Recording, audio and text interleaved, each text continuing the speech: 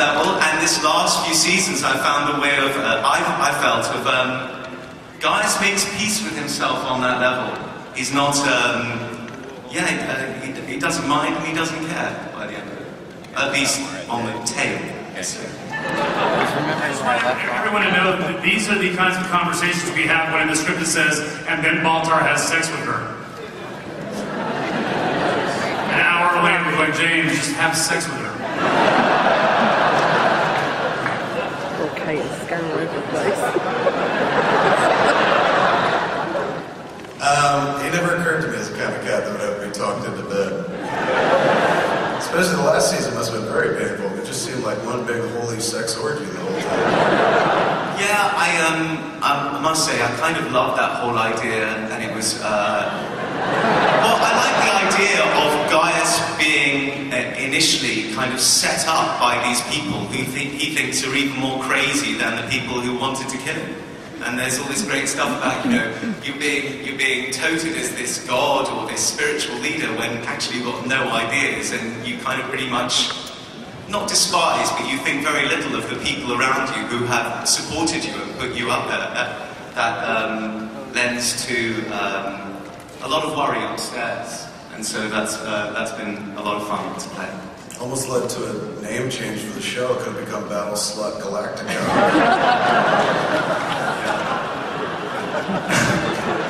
Watch the space.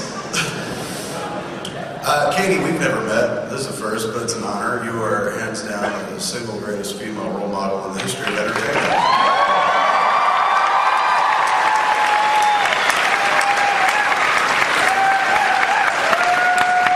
Huge deal. You play badass on the show. You carry that part insanely well, and a bunch of chicks look up to you, and a bunch of dudes look up and want to look even closer at you. You kind of took over for old Lucy Lawless and Xena as the lesbian icon as well, I would imagine. That's a lot of responsibility. How's it feel?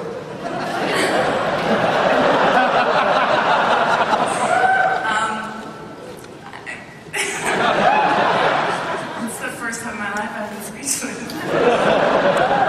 That's what happens to every gay icon at one point.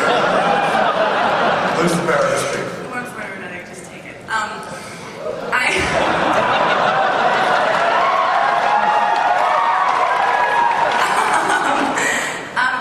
It's nice to I guess be a role model. I think it's a little scary at times, I guess, but I hope that people teach their children to take Starbucks bad and kind of throw it away and take the good, like the drinking a lot and sleeping around, all that stuff. Use protection. Other than that, I mean, I try to be a good person, but I don't know. That's a really weird, I'm just rambling now at this point, because I have absolutely no idea how to answer that question. I should have just said thank you. And shut the hell up. Got the Jamie Bamber room, just feel like I'm done. Let's just sit here and look good. It's true though, I mean, growing up, we had Princess Leia, of course, and she did carry a gun at one point, but eventually they put her in slave chains and tied her to a fat dude, which was, gave me a lot of hope as a child.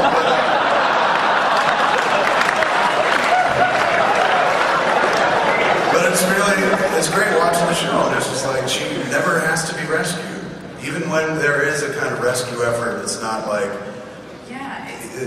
man, she can't help herself. Like, she can get herself out of trouble. Right. There's a fine line that I think we've tried to walk with her, where she's very, very efficient and very good at her job, and really doesn't, like you said, need to be rescued at all. But then there's that fine line of turning her into like this weird superhero, where she does bleed. She can die.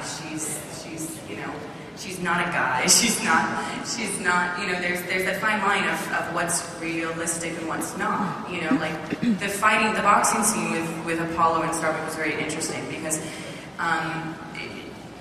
it looked at one point that she was beating him up, but what she didn't realize is she was cheating because she knew that she couldn't beat up a guy, so she had to drop kick him. Yeah, that and I'm Princess Right. The rest of the week and week out by you. Right, yeah. Which I'm entirely grateful. Yeah. There's moments I think that I've had to rescue both these guys a couple times. Yeah, it's alright. They just sit there and look pretty.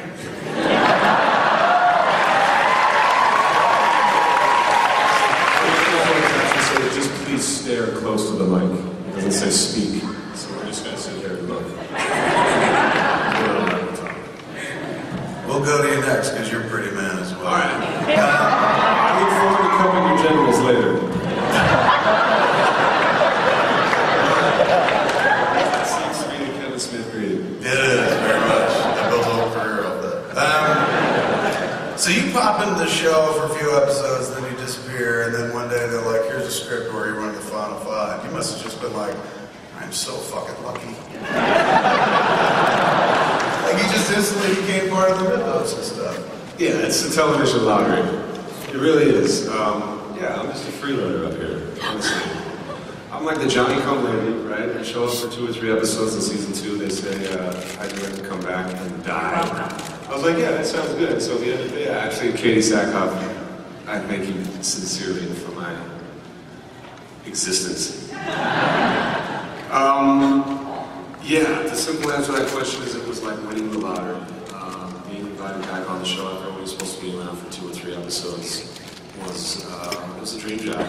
And you know, Katee and I worked well together and got along good with the cast, and they thought it would be a good idea to introduce another dynamic to the relationship between these two. And I stuck around. End of season 3, they gave me a script that says Asylum, and fucking wow. You know? I was like, I guess I'll be around for a while. So that was great. It was great. Was there ever a moment where you're like, well, can't I be the fucking 5th one? And they're like, Trucco, you're lucky you're one of the 5. Get over there. I know, I'm reflecting back on that day in the writer's room when, you know, Ron and I were doing tequila shots and putting on blindfolds and throwing darts, going, okay. Anders, okay. You were so, it was like gay to Anders, you know, the dark was like,